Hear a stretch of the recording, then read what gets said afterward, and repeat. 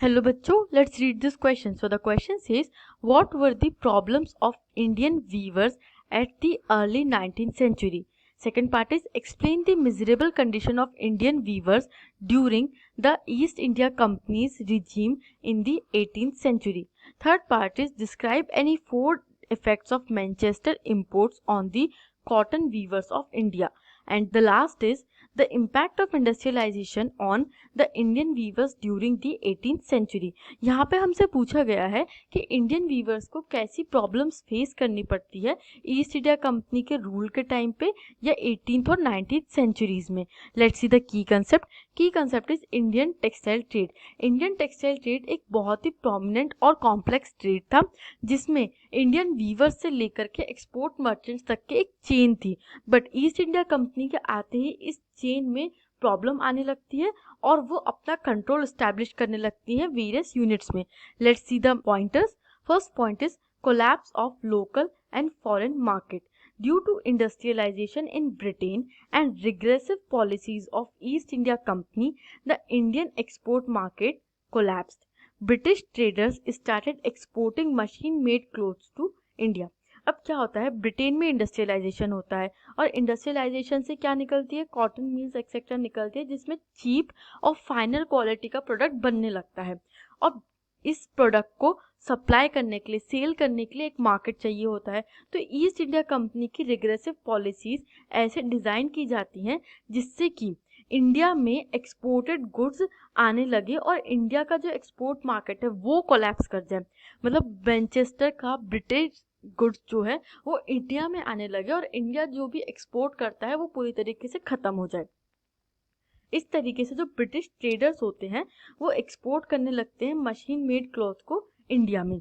Second point is shortage of raw material due to American civil war the cotton supplies from US were cut of.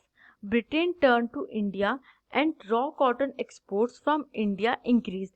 The prices of cotton shoot up and weavers were forced to buy at higher prices. अब क्या होता है, America से बहुत huge quantity में cotton supply हो रहा होता है ब्रिटेन को, बट अमेरिका में सिविल वॉर हो जाता है 18th सेंचुरी में और इस वजह से अमेरिका से कॉटन सप्लाई, यूएस से कॉटन सप्लाई क्या होती है, कट ऑफ हो जाती है, खत्म हो, मतलब बंद हो जाती है।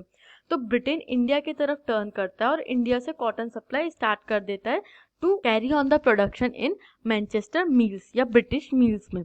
अब इस वजह से जब इंडिया में एकदम से कॉटन की, रॉ कॉटन की डिमांड बढ़ जाती है तो कॉटन के प्राइसेस क्या होते हैं, शूट अप हो जाते हैं, बहुत ज़्यादा बढ़ जाते हैं और वीवर्स को फोर्स किया जाता है कि वो इस हायर प्राइस पे ही खरीद के प्रोडक्शन को कंटिन्यू रखें। Let's see the third point, clashes with Gomastas.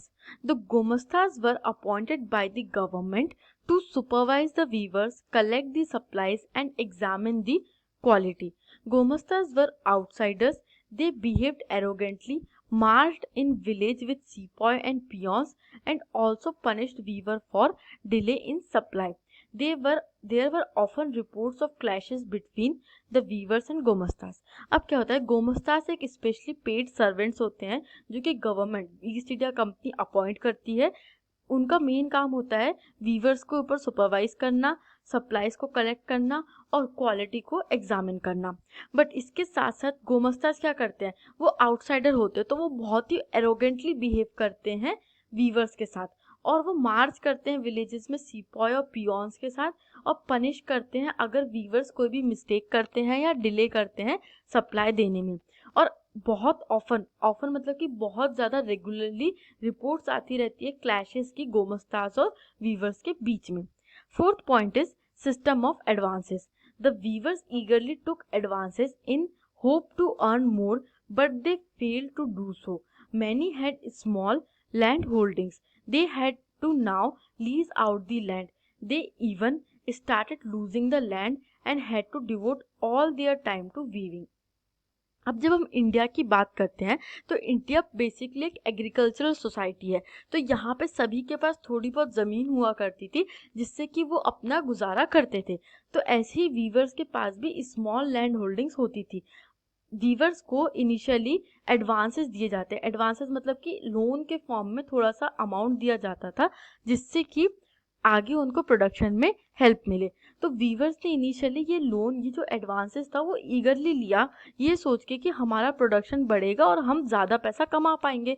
But ऐसा नहीं हो पाता है, क्योंकि ये जो पॉलिसीज़ होती है ब्रिटिशर्स की बहुत ज़्यादा रिग्रेसिव होती है और वीवर्स को फोर्स किया जाता है कम एडवांसेस में बहुत ज़्यादा प्रोडक्शन देने के लिए। इस वजह से उनकी जो स्मॉल लैंड होल्डिंग्स होती हैं वो भी क्या होती है, ख़त्म हो रही होती है। कैसे? अब उनको वो स्मॉल लैंड होल्डिंग्स भी लीज आउट करनी पड़ती है दूसरों को प्रोडक्शन के लिए, क्योंकि उनको अपना पूरा टाइम वीविंग के लिए डिवोट करना होता है और स्लोली एंड ग्रेजुअली अपना सा गुजारा करने के लिए वो लैंड होल्डिंग्स को भी ख़त्म करके उनको बेच करके अपना सारा टाइम वीविंग को ही डिवोट कर देते हैं। Fifth point is migration to other reason.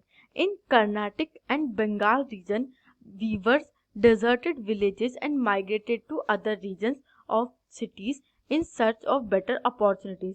Weavers deserted villages and migrated, setting up looms in other villages where they had some family relations.